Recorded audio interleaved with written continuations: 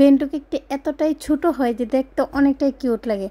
আজকেও একটা বেন্টু কেকের কিউট ডিজাইন নিয়ে চলে এলাম তোমাদের সাথে শেয়ার করার জন্য। তো ভিডিওটাকে স্কিপ না করে দেখতে থাকো আজকের কেকের ডিজাইনটা কীভাবে বানিয়েছি। হ্যালো ফ্রেন্ডস, আশা করি সবাই ভালো আছো, আমিও খুব ভালো আছি। তোমাদের সবাইকে জানাই অনেক অনেক স্বাগত। নতুন আরেকটা দিনে নতুন আরও একটা কেকের ভিডিও নিয়ে চলে এলাম আমি পিঙ্কি কেক অ্যান্ড কিচেন থেকে।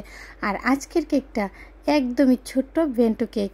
আর আমি এই কেকটা কিন্তু বার্থডে ওকেশনের জন্যই বানিয়েছিলাম।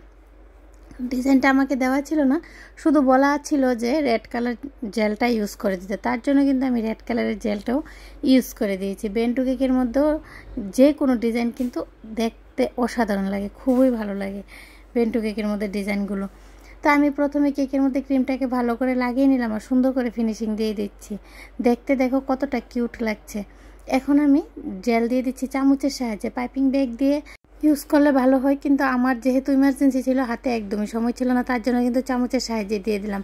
জেলটাকে ভালো করে স্মুথ করে নিয়েছি, তারপর কিন্তু কেকের মধ্যে ইউজ করেছি, তা না হলে ফিনিশিংটা কিন্তু ভালো আসবে না। তো এক সাইডে আমি জেল দিয়ে দিলাম আর এক সাইডে কিন্তু একটু নোজালের সাহায্যে কিন্তু একটু ডিজাইন করে দেবো। তো দেখো কি সুন্দর একটা ডিজাইন করে দিচ্ছে, আশা করি তোমরা বুঝতে পারছো।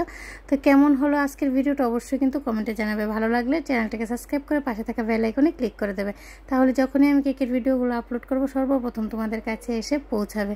এখন দেখো অনেকগুলো সুগার বল দিয়ে দিচ্ছি, ছোট্ট একটা বার্থডে টোপার লাগিয়ে দেবো আর আমার কেকের ডিজাইনটা কিন্তু কমপ্লিট করবো। কেমন হয়েছে অবশ্যই জানাবে।